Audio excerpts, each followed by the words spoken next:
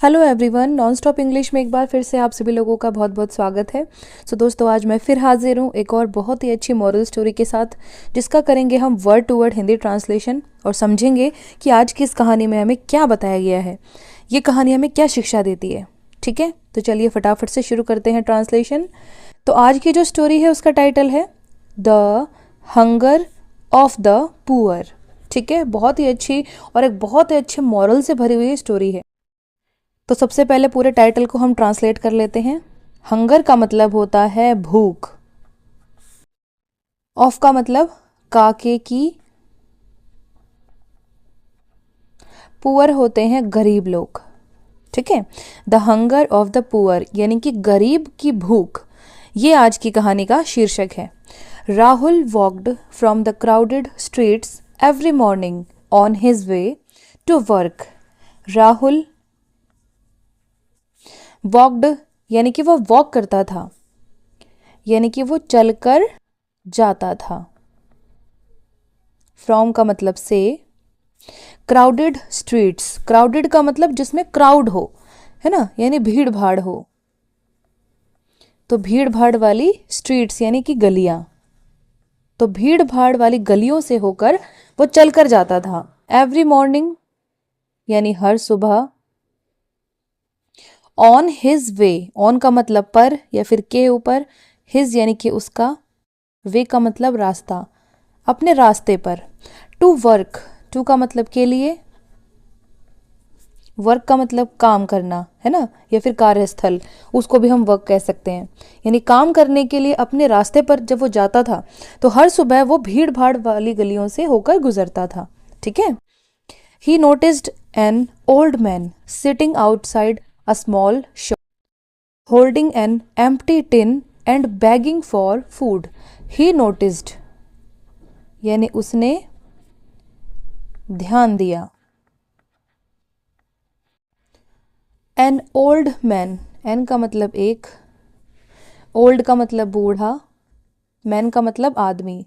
एक बूढ़े आदमी पर उसने ध्यान दिया। सिटिंग जो बैठा हुआ था। आउटसाइड का मतलब के बाहर। किसके बाहर बैठा हुआ था वो? अ स्मॉल शॉप, एक छोटी सी दुकान के बाहर बैठा हुआ था। ठीक है। Holding an empty tin, holding का मतलब पकड़े हुए, किसी चीज को होल्ड करने का मतलब होता है पकड़ लेना।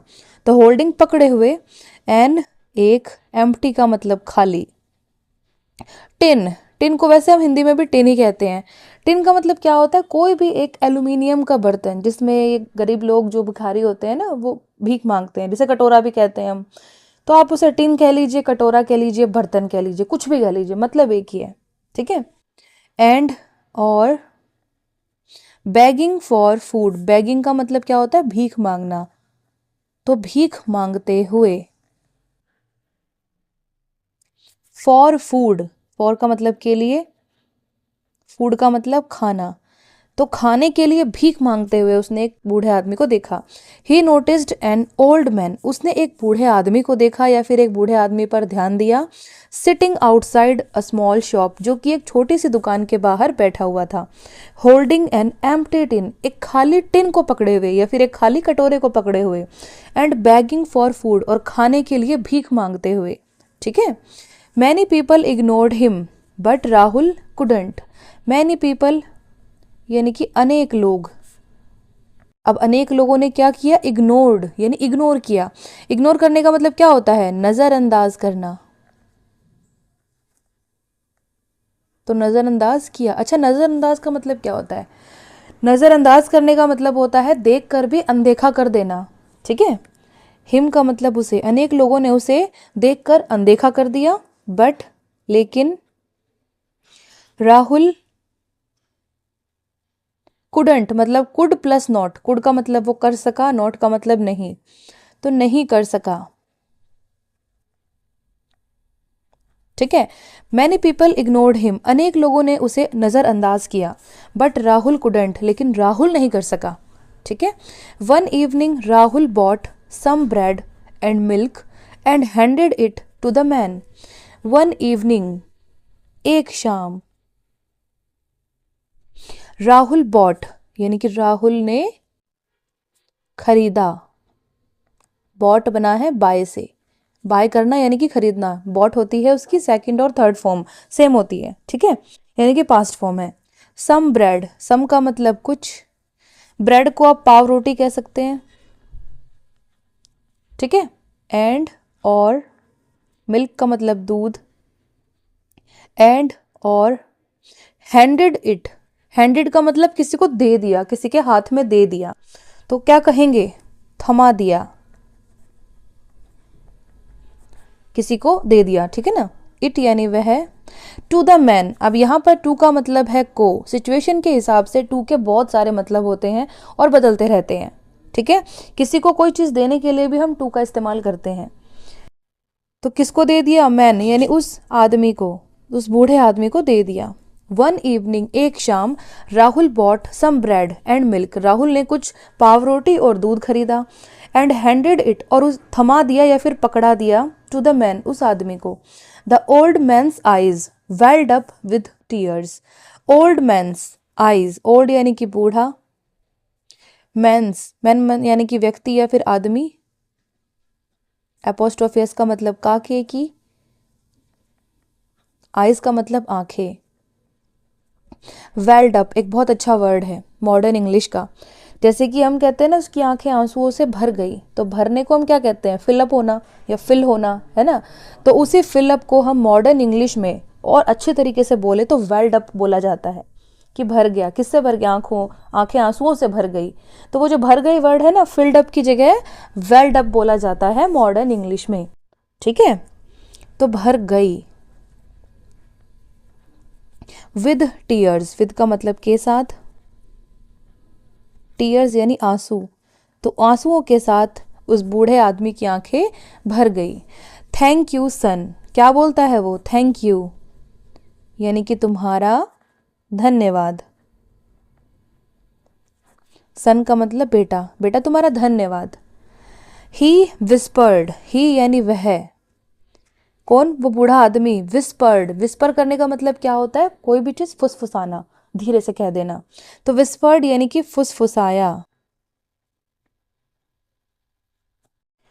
आई haven't eaten all day, I यानी मैंने, हैवेंट किससे बना है, हैव प्लस नॉट से, हैव का मतलब या तो किसी के पास कुछ है या फिर उसने कोई काम किया है, और जो भी काम किया है, जो भी वर्ब इस्तेमाल हुई है उसकी थर्ड फॉर्म या यानी कि पास्ट फॉर्म आती है, ईडी वाली पास्ट फॉर्म, ठीक है। तो यहाँ पर ये ईट की थर्ड फॉर्म है, ईट, एट, इटन।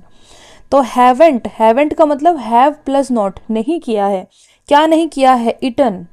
तो मीनिंग क्या आएगा कि मैंने खाया नहीं है, ईट का मतलब क्या होता है, खाना, तो मैंने खाया नहीं है या फिर मैंने नहीं खाया है। ऑल डे, ऑल डे का मतलब होता है पूरा दिन, मैंने पूरे दिन से कुछ नहीं खाया है, ये वो आदमी, बूढ़ा आदमी फुसफुसाता है। Rahul felt a lump in his throat, Rahul,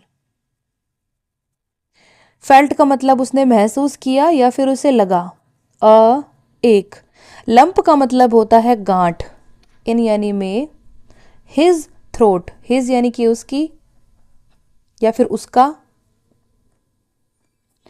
throat होता है गला, ठीक है। Rahul felt a lump in his throat यानी कि राहुल ने अपने गले में एक गांठ को महसूस किया।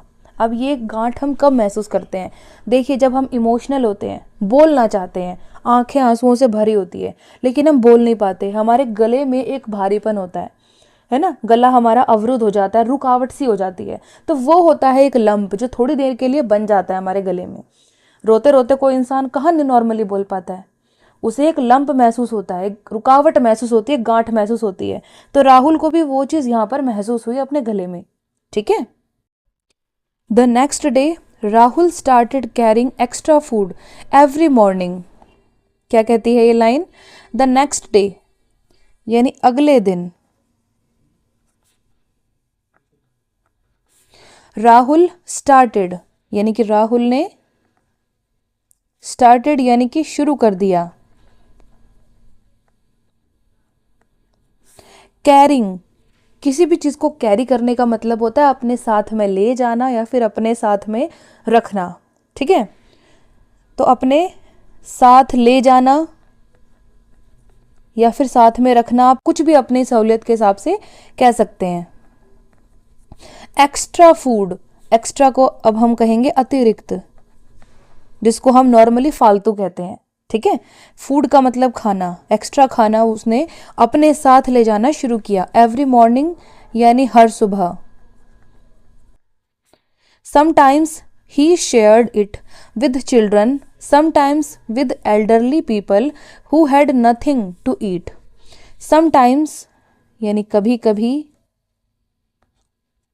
he shared यानी वह बांटता था, it यानी उसे, किसको, उस एक्स्ट्रा फूड को, with children, with का मतलब के साथ, children यानी बच्चे, तो बच्चों के साथ जो सड़कों पे घूम रहे होते थे, कभी कभी वो उनके साथ उस एक्स्ट्रा फूड को बांट देता था। समटाइम्स यानी कभी कभी, विद एल्डरली पीपल, विद का मतलब के साथ, एल्डरली पीपल होते हैं बुजुर्ग लोग। ठीक है, कभी कभी बुजुर्ग लोगों के साथ वो बांट देता था। Who had nothing, who had, अब देखिए हैड का इस्तेमाल यहाँ पर किसके लिए किया गया है, हैड के साथ कोई वर्ब तो हमें नजर नहीं आ रही है, यानी कोई काम तो नहीं हुआ है, तो यानी उनके पास कुछ था। हैड का मतलब होता है कुछ उनके पास था या फिर उन्होंने कोई काम किया था, है ना, कुछ किया तो था नहीं क्योंकि यहाँ पर कोई वर्ब नहीं है, इसका मतलब उनके पास कुछ था, ऐसे मतलब हम समझेंगे। हु हैड नथिंग, हु का मतलब यहाँ पर आएगा जिनके, हैड नथिंग, नथिंग का मतलब होता है कुछ नहीं, तो जिनके पास कुछ नहीं था। हु हैड नथिंग, जिनके पास कुछ नहीं था। टू ईट, खाने के लिए। ठीक है, समटाइम्स ही शेयर्ड इट, कभी कभी वो बांटता था उसे, यानी एक्स्ट्रा फूड को, विद चिल्ड्रन, बच्चों के साथ, समटाइम्स कभी कभी, विद एल्डरली पीपल, बुजुर्ग लोगों के साथ। Who had nothing to eat, जिनके पास खाने के लिए कुछ भी नहीं था। Slowly others noticed and joined him, slowly यानी धीरे धीरे, अदर्स यानी कि दूसरे, यानी दूसरे लोग। ठीक है, नोटिस्ड, नोटिस्ड का मतलब नोटिस किया यानी कि ध्यान दिया, धीरे धीरे दूसरे लोगों ने भी ध्यान दिया। एंड और जॉइंड हिम, जॉइन हिम का मतलब उसे ज्वाइन कर लिया, ज्वाइन करने का मतलब जुड़ना, तो जुड़ गए। हिम का मतलब उससे, उसके साथ या फिर उससे जुड़ गए। Rahul realised that hunger is not just about an empty stomach, it is about loneliness, neglect and invisibility. Rahul realised यानी कि समझ गया, दैट कि, हंगर यानी भूख, इसका मतलब है, नॉट का मतलब नहीं, जस्ट केवल या फिर सिर्फ, अबाउट का मतलब के विषय में या फिर के बारे में, एन एक, एम्प्टी स्टमक, एम्प्टी का मतलब खाली, स्टमक हो गया हमारा पेट। ठीक है, राहुल रियलाइज्ड दैट यानी राहुल समझ गया कि hunger is not just about an empty stomach, यानी भूख केवल खाली पेट के विषय में नहीं है, यानी भूख का मतलब केवल पेट का खाली होना नहीं है। It is about loneliness, it is यानी यह है, अबाउट के विषय में, किसके विषय में है ये, लोनलीनेस यानी कि अकेलापन। ठीक है, नेग्लेक्ट का मतलब होता है उपेक्षा, उपेक्षा का मतलब क्या होता है, किसी को झटक देना, छोड़ देना, मतलब एक तरीके से उसको नजरअंदाज कर देना, इसको नेग्लेक्ट करना हम कहते हैं, यानी कि किसी इंसान का वजूद ही खत्म कर देना कि हाँ वो दुनिया में एग्जिस्ट करता है, तो हम क्या कर रहे हैं, उसे नेग्लेक्ट कर रहे हैं। ठीक है, एंड और इनविजिबिलिटी का मतलब क्या होता है, अदृश्यता। ठीक है, अब समझा देती हूँ पूरी लाइन का मैं बढ़िया तरीके से meaning. Rahul realised that, Rahul समझ गया कि hunger is not just about an empty stomach, यानी भूख का मतलब केवल खाली पेट नहीं होता है। इट इज अबाउट लोनलीनेस, ये किसके विषय में है, अकेलेपन के विषय में है, यानी इसका मतलब अकेलापन भी होता है। नेग्लेक्ट यानी कि उपेक्षा करना भी होता है, एंड इनविजिबिलिटी और अदृश्यता भी होता है। इनविजिबिलिटी का मतलब क्या है कि आपको कोई इंसान अपने अगल बगल में दिख ही नहीं रहा है। जैसे कि लोग सड़कों पे गाड़ियां चलाते हैं, है ना, छोटे छोटे पिल्ले हैं, डॉगी के बच्चे हैं, वो बैठे होते हैं, उनको बिल्कुल ही एक इनविजिबल समझ के चीज कि भाई हमें दिख ही नहीं रहे हैं, चढ़ा देते हैं उनके ऊपर। तो ये क्या है? ये इग्नोर करना नहीं कहेंगे, इसको नेग्लेक्ट करना नहीं कहेंगे, इसको इनविजिबिलिटी कहेंगे कि आपकी आंखें हैं लेकिन आप उन चीजों को देख ही नहीं रहे हो क्योंकि आप देखना ही नहीं चाहते हो। ठीक है, तो उसी तरीके से यहाँ पे राहुल को ये समझ में आया कि जो भूख है उसका मतलब ये नहीं है कि आपका खाली पेट है। भूख का मतलब ये होता है कि आपको अकेलापन है, आपकी उपेक्षा की गई है, आपको देखा नहीं गया है। ठीक है ना। A small act of care can restore dignity and hope. A small act यानी कि एक छोटा सा, एक्ट का मतलब होता है कार्य, ऑफ केयर, ऑफ का मतलब काके की, केयर का मतलब होता है परवाह या फिर देखभाल। कैन रीस्टोर डिग्निटी, कैन का मतलब कर सकता है, क्या कर सकता है? रीस्टोर। रीस्टोर का मतलब होता है किसी भी चीज को दोबारा से स्थापित करना। दोबारा से स्थापित करना मतलब उसको दोबारा से बना देना, दोबारा से खड़ा कर देना। ठीक है, तो इसको मैं शुद्ध हिंदी में लिख देती हूं, पुनर्स्थापित करना। तो पुनर्स्थापित कर सकता है, कैन का मतलब कर सकता है। किसको? डिग्निटी को। डिग्निटी होती है गरिमा, और गरिमा का मतलब क्या होता है? हमारी शान, हमारी मर्यादा। एंड और होप का मतलब उम्मीद या फिर आशा। ठीक है। A small act of care यानी कि देखभाल का या फिर किसी की परवाह का एक छोटा सा काम, यानी हमें किसी की परवाह है, हमें डॉगी के बच्चों की परवाह है, डॉगीज की परवाह है, उसके लिए अगर हम एक छोटा सा भी काम करते हैं, can restore dignity and hope, तो वो उस जानवर के लिए और हमारे लिए, दोनों ही इंसानों के लिए जो गरिमा है, शान है हमारी, और हमारी उम्मीद है या फिर जो डॉगी है उसकी उम्मीद है, किसी भी जानवर की उम्मीद है, उसको दोबारा से पुनर्स्थापित कर देता है। एक ऐसा इंसान, एक ऐसा जानवर जिसको हमेशा नेग्लेक्ट किया गया है, इनविजिबल उसको समझा गया है, अगर सडनली उसके लिए कुछ किया जाए तो अंदर से वो जाग उठता है ना, उसके अंदर एक उम्मीद जाग उठती है, तो वही उम्मीद रीस्टोर होती है यहाँ पर। ठीक है। और डिग्निटी का मतलब गरिमा, कि हाँ उसे लगे कि भाई मैं भी कुछ हूँ।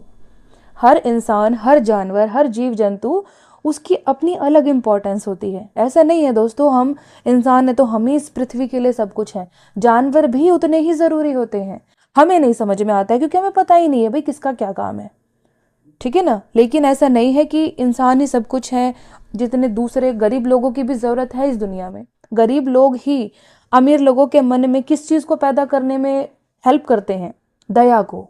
उनको देख के किसी इंसान को दया आए ना, तो जब पता ही नहीं चलेगा कि अंधेरा क्या है तो प्रकाश की वैल्यू कहाँ होगी किसी को, है ना। तो परेशानियों की भी उतनी ही वैल्यू होती है, बुरी चीज की भी उतनी वैल्यू होती है जितनी की अच्छाई की, क्योंकि उसी चीज से उसका हमें मूल्य समझ में आता है।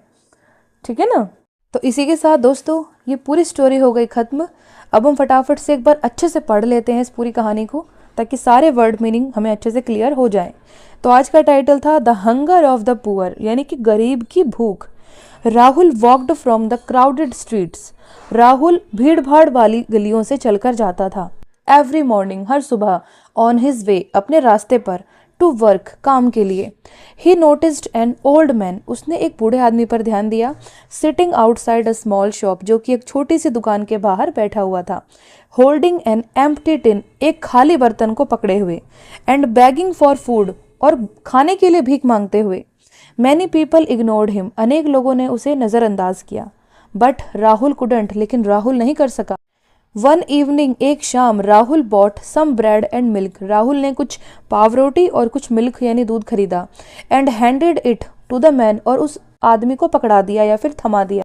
द ओल्ड मैन्स आईज, यानी बूढ़े आदमी की आंखें, वेल्ड अप विद टीयर्स, आंसुओं के साथ भर गई। Thank you son, he whispered, धन्यवाद बेटा, या फिर तुम्हारा धन्यवाद बेटा, वो फुसफुसाया। I haven't eaten all day, मैंने पूरे दिन से नहीं खाया है। Rahul felt a lump in his throat, यानी कि राहुल ने अपने गले में एक गांठ सी महसूस की, यानी कि अपने गले को उसने अवरुद्ध पाया।